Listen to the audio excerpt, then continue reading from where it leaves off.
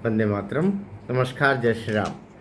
उद्धव ठाकरे अपने कुपुत्र आदित्य ठाकरे, शायद क्या बोला मैं, चलो कोई बात नहीं, सही निकल गया। और उनके परम सलाहकार संजय राउत जी, ये तीनों अभी दिल्ली गए थे।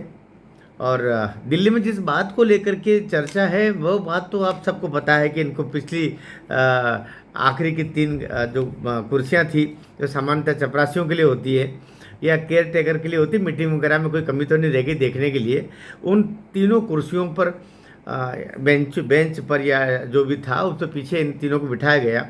और ये सोशल मीडिया में चित्र भी पता चल गया। बीजेपी ने और दुनिया भर के पार्टियों ने उनका खूब मज़े लिए कि किस तरीके से बिल्कुल गांधी जी के तीन प्रमुख जीवों की तरह वो पीछे बैठ करके और राहुल गांधी को सुन रहे थे। जो राहुल गांधी ये बता रहे थे कि किस तरीके से वोटों की हेरा फेरी हुई है, किस तरीके से चुनाव आयोग के द्वारा ये हुआ है, किस तरीके से हम झारखंड में जीते हैं, किस तरीके से हम कर्नाटक में जीते हैं, किस तरीके से हम विभिन्न जगहों पर कांग्रेस पार्टी या विपक्षी गठबंधन जीतता रहा है, किस तरीके से हम जम्मू कश्मीर में जीते हैं, किस तरीके से पंजाब में अकाली दल जीता है। तो बहुत सारी बातें वो कहते रहे हैं।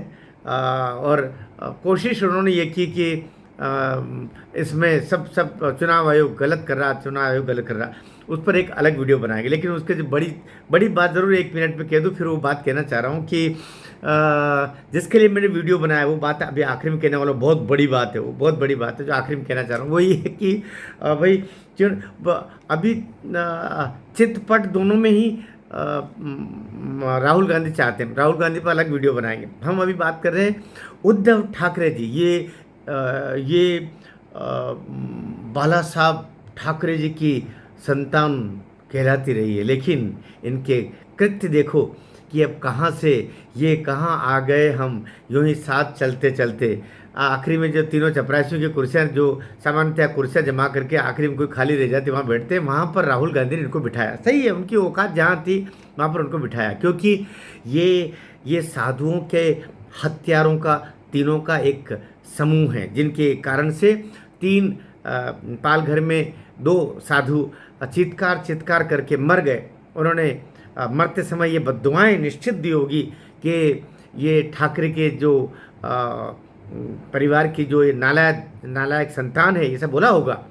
जो एक ऐसी संतान जो दिशा सालियान जैसी लड़की का जिसने रेप मर्डर किया और न जाने कितनी दुष्टता के काम किए, ऐसा तय बात है, उन्होंने ऐसा सोचा ज़रूर होगा और बद्दुआ दी होगी। जो स्मगलिंग का, जो सुपारी किलर्स का, जो ड्रग पेडलर का, ड्रग सप्लायर का, जो मर्डर की सुपारी देना, मानव शरीर के अंगों को बेचना, ऐसा कार्य करने के आरोप जिन पर है, ऐसा उन साधुओं ने मरते समय बद्दुआ दे के बोला होगा कि एक दिन इसका सत्यानाश हो जाएगा। तो अभी पीछे जा कर के ये तीनों जो गांधी जी के तीनों कह सकते हैं, पीछे इनको बिठाया।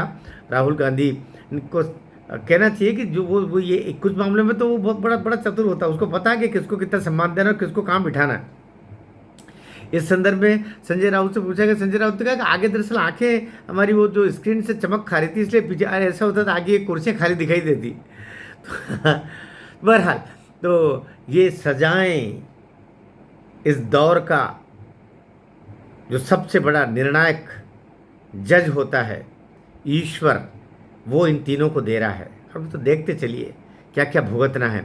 अभी 14 अगस्त को हीरिंग है, तब पता चलेगा कि ये दुष्ट जो दुरात्माएं हैं इनको कितनी सजाएं मिलती हैं।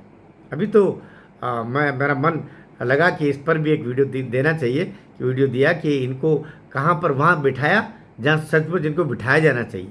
गनीमत है कि गेट पर खड़े नहीं किए इनको। भारत माता की जय।